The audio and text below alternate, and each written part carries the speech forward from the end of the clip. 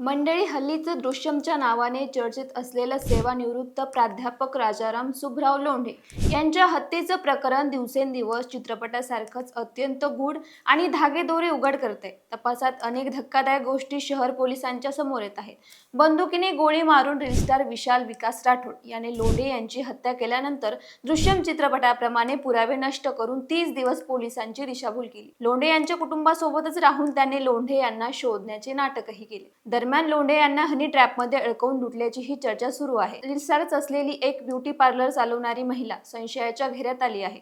लोंढे यांचे वैयक्तिक video social मीडियावर प्रसिद्ध करण्याची धमकी देऊन या टोळीने त्यांच्याकडून पैसे उकलण्याची चर्चा होत आहे।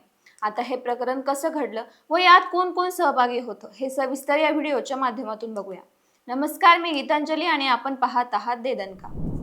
रील स्टार विशाल राठोडचे इंस्टाग्रामवर 1.75 लाख फॉलोअर्स असून 2019 पासून तो व्हिडिओ बनवत होता। एसटी आरक्षणासाठीच्या आंदोलनातही त्याने भाग घेतला होता। महागड्या कार, महागडे स्मार्टफोन त्याच्याकडे होते। 22 मार्च 2025 रोजी वयाच्या अवघ्या 23व्या वर्षी त्याने जॅगुआर लक्झरी कार खरेदी केल्याने सारेच चकित झाले होते। त्याचे अनेक मोठ्या राजकीय नेत्यांसोबत फोटोही आहेत। विविध व्यावसायिक त्याला आपल्या शोरूमच्या उद्घाटनासाठी आमंत्रित करायचे। महाविद्यालयांच्या सांस्कृतिक कार्यक्रमात तो पाहुणा असायचा। अलीकडेच त्याने गावात लाला नावाच्या मराठी चित्रपटाचे शूटिंग सुरू केल्याची माहिती समोर येत आहे।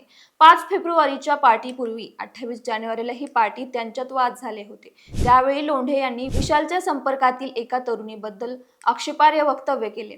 त्याचा विशालला राग आला होता। उसने घेतलेले पैसे परत करावे लागू नये आणि तरुणीबद्दल केलेल्या वक्तव्यामुळे त्याने लोंढे यांच्या हत्येचा कट रचला। 5 फेब्रुवारीला लोंढे, विशाल आणि विशालचा मेव्हणा आकाश विनोद पवार यांनी दोन्ही महिलांसोबत दौलताबादच्या एका फार्म हाऊसवर 5 फेब्रुवारीला पार्टी केली। पार्टीनंतर दोन्ही महिला गेल्यावर तिघे फार्म हाऊस बाहेर पडले। नगर नाक्यावरून छावणी लोखंडी पूल ओलांडल्यानंतर विशालने 28 जानेवारीच्या वादाचा विषय काढला। सर, तुम्ही असे बोलायला नको होते, मी तुम्हाला पैसे देणारच होतो, असे विशाल म्हणाला। त्यावर लोंढे यांनी त्याला शिवीगाळ केली। विशालच्या संपर्कातील तरुणीबद्दल पुन्हा आक्षेपार्ह वक्तव्य केले। त्यानंतर विशालच्या डोक्यात सनक भरली। त्याने थेट बंदूक लोंढेंच्या कानाला लावत गोळी झाडली। ही बंदूक लोंढेंचीच होती, जी पार्टी दरम्यान विशालने काढून घेतली होती। हत्येनंतर विशाल आणि आकाशने लोंढेंचा मृतदेह समोरच्या सीटवरून मागील सीटवर ठेवला। तिथून कार रेल्वे स्थानकाकडे नेत तिथे दोघे जण चहा पिले। नंतर सीसीटीव्हीत दिसावे म्हणून सिग्मा हॉस्पिटल जवळ लोंढे यांना सोडल्याचा बनाव केला। तिथून शहानूरमिया दर्गा चौकात येत एका मैत्रिणीला जेवण घेऊन बोलावले। तिच्याकडून डबा घेऊन थेट गेवराई तांडा गाठले। तिथे करण विकास साडे या नातेवाईक तरुणालाही बोलावून घेतले। तिघांनी सोबत दारू पिली। मैत्रिणीने दिलेला डब्बा खाल्ला। याच वेळी करणने कारमध्ये डोकावले असता त्याला चक्क लोंढे यांचा मृतदेह दिसल्याने तो घाबरून गेला। त्याला विशालने धमकावले। 6 फेब्रुवारीला सकाळी 6 ते 7 दरम्यान गेवराई तांडा येथे आधीच खोदलेल्या खड्ड्यात मृतदेह पुरला। नंतर घरी जाऊन विशालने सकाळी 11 वाजता कारही धुतली। एवढंच नाही तर हत्या केल्यानंतरही विशाल चक्क लोंढे यांच्या नातेवाईकांसोबत उस्मानपुरा पोलीस ठाण्यात वावरत होता, शोध घेण्याचे नाटक करत होता। याच दरम्यान विशालने पुण्याला जाऊन 8 मार्च रोजी लोंढे यांचा मोबाईल सुरू केला। मोबाईलवर I am in personal work, don't call me असे स्टेटस ठेवले। मात्र इतक्या साध्या भाषेतील स्टेटस IIT उत्तीर्ण प्राध्यापकाचे कस काय असू शकते हे पोलिसांना खटकत होतं।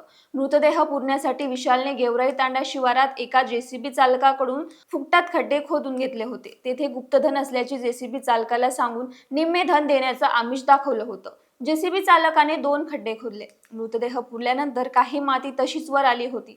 संशय येऊ नये म्हणून त्याने पुन्हा त्या जेसीबी चालकाला बोलावून घेतले आणि गुप्तधनासाठी खोदलेल्या खड्ड्याची माती वर दिसत आहे, लोकांना संशय येईल म्हणून ती माती जेसीबीने लेवल करून घेतली होती। मात्र विशालचा हा गेम जास्त दिवस चालणार नव्हता।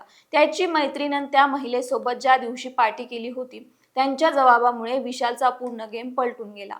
लोंढे हे घरी न आल्यामुळे त्यांचे भाऊ उत्तम यांनी उस्मानपुरा पोलीस ठाण्यात हरवल्याची तक्रार नोंदवली।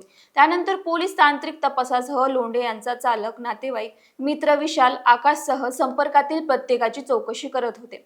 मात्र विशाल दिशाभूल करण्यात यशस्वी होत होता।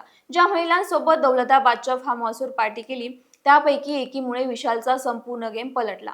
एक महिला 3000 रुपये तिथेच विसरल्यानं घरी आल्यावर तिने विशालला सातत्याने 8 ते 10 कॉल्स केले। त्यानंतर विशाल जेवण मागवण्याच्या निमित्ताने एका मैत्रिणीलाही भेटला होता। ही बाब विशालने पोलिसांपासून लपवली होती। दोघींचे जबाब पोलिसांनी नोंदवले तेव्हा विशालच्या उत्तरातील खोटेपणा शनिवारी 14 मार्च रोजी आला। याच दरम्यान पोलिसांनी पाठीनंतर विशाल ज्या मार्गावरून कारने फिरला त्या सर्व मार्गावरील 33 सीसीटीव्ही कॅमेऱ्याचे 254 फुटेज जमा केले आणि विशालवर संशय गडद झाला।